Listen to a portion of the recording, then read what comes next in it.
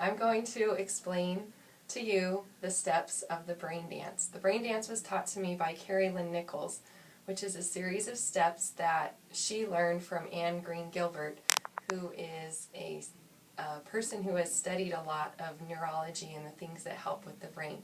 So the first thing that I do with my students is we start with breath, and I do deep breathing, which I like to have them expand their arms and release because it helps to stretch. And from the breath, we talk about the tactile moments. And before I continue on and forget, this is all of the steps that you do in the first year of life. So when you're first born, the first thing that you do is take a breath. The second thing is tactile touching. And so you're placed in your mother's lap, you're touching your mom, she's caressing you, she's touching you, she's excited to have a new baby. So with my students, we do different types of touching, and the first one I teach them is what I call spider's crawl, and so we crawl all over our body, all the way head down to toes. And then we do patting, and so I tell them we're squishing the spiders. And then we do brushing, and so we're brushing all of those spiders off of us, and make sure we get all the way down to toes. And then the last one that I like to do is kind of a squish, a massage. And so then that's going along our body and feels really good on the shoulders and the head, and then of course down our back. So those are the touches that I do with my students. You of course can experiment and come up with your own that will work for you also.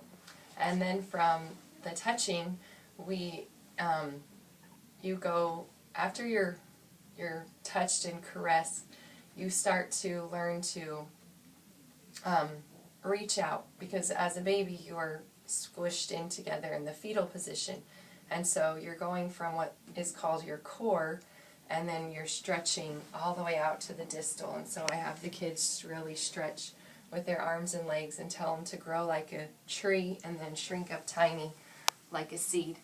And so that is your core to distal movement.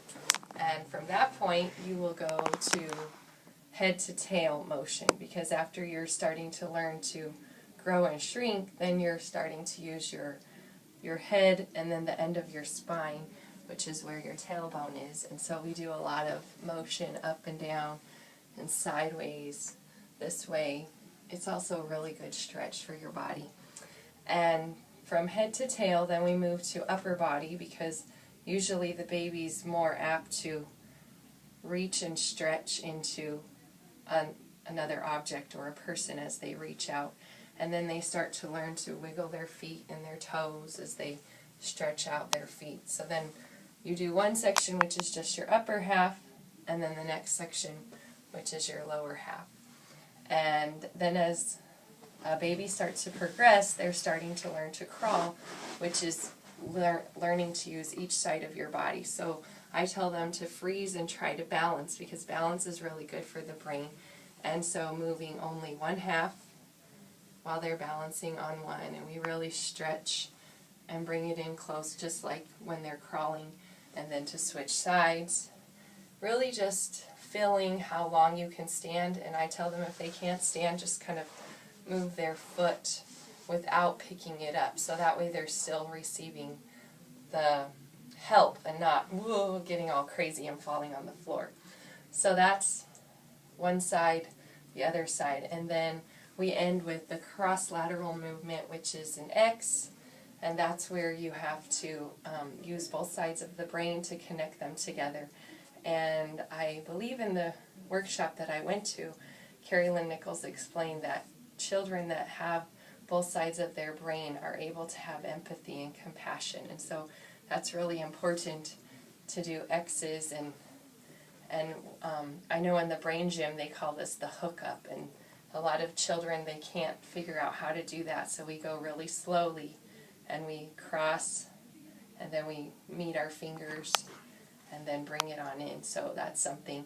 And I like to get a little crazy and go backwards and forwards, and you'll see it when I turn on the music and show you a little more of the dances.